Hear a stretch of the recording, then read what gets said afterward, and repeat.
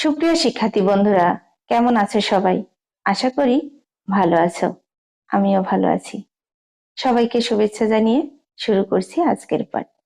পূর্বেই আমরা জেনেছি বাক্য কাকে বলে। এখন আমরা বাক্যের কয়েকটি শর্ত আছে সে সম্পর্কে জানব। একটি সার্থক বাক্য হতে হলে বাক্যের কয়েকটি শর্ত বা বৈশিষ্ট্য বা গুণাবলী থাকতে হবে।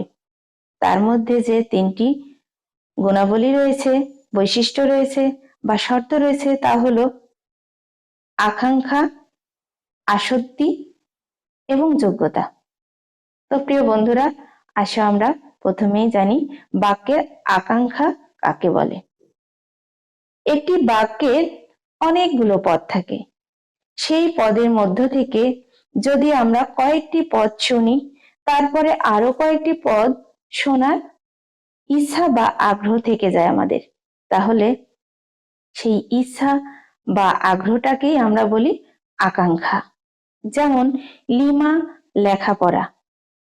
এখানে লিমা লেখাপড়া বললে বাক্যটি সম্পূর্ণ হবে না, অর্থাৎ মনের ভাব সঠিক রূপে প্রকাশ পাবে না। এখানে বলতে হবে লিমা লেখাপড়া করে, তাহলে বাক্যটির অর্থ বোঝাবে যে লিমা লেখাপড়া করে। এরপর যে আরো একটি গুরুত্বপূর্ণ শর্ত বা বৈশিষ্ট্য বা গুণাবলী রয়েছে সেটা হলো আসক্তি।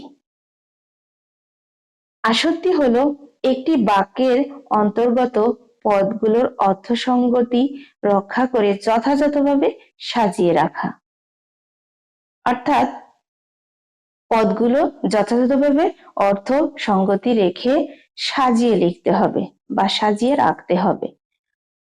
এক্ষেত্রে আমরা উদাহরণস্বরূপ বলতে পারি যে মামা বাজার ইলিশ থেকে এনেছেন। এই কথাটি আমরা দেখছি যে অর্থের সাথে কোনো সঙ্গতি রক্ষা নেই, অর্থাৎ সাজিয়ে লেখা নেই। তাহলে এটা সঠিক কি হতে পারে? আমরা এভাবে বলবো মামা বাজার থেকে ইলিশ এনেছেন।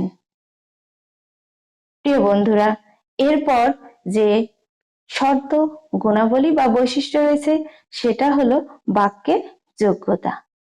বাক্যের যোগ্যতা বলতে বোঝায় বাক্যের অন্তর্গত প্রত্যেকটি পদ এর অর্থসঙ্গতি রক্ষা করে, শুধু অর্থসঙ্গতি রক্ষা করলেই হবে না, তার যে ভাবের একটা মেলবন্ধন আছে সেটা থাকতে হবে।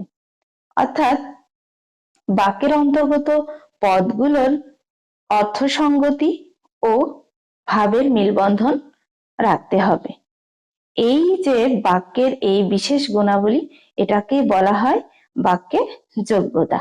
যেমন আমরা যদি বলি বড়শি দিয়ে নারকেল পারি, তাহলে কেমন শুনতে লাগবে বলো? বড়শি দিয়ে কি কখনো নারকেল পাড়া যায়? না, বড়শি দিয়ে নারকেল পাড়া যায় না। তাহলে বলতে হবে কি, বড়শি দিয়ে আমরা মাছ ধরি। প্রিয় শিক্ষার্থী বন্ধুরা, কেমন লাগলো আমার ভিডিওটি? আশা করি সবাই ভিডিওটি মনোযোগ দিয়ে শুনবে এবং লাইক, কমেন্টস, শেয়ার করে আমার পাশে থাকবে। পরবর্তীতে যাতে আরো ভিডিও আমি তোমাদের সামনে নিয়ে আসতে পারি, তার জন্য আমার চ্যানেলটি সাবস্ক্রাইব করতে ভুলো না কিন্তু। সবাইকে আবারও শুভেচ্ছা জানিয়ে শেষ করছি এখানেই। সবাই ভালো থাকবে, সুস্থ থাকবে।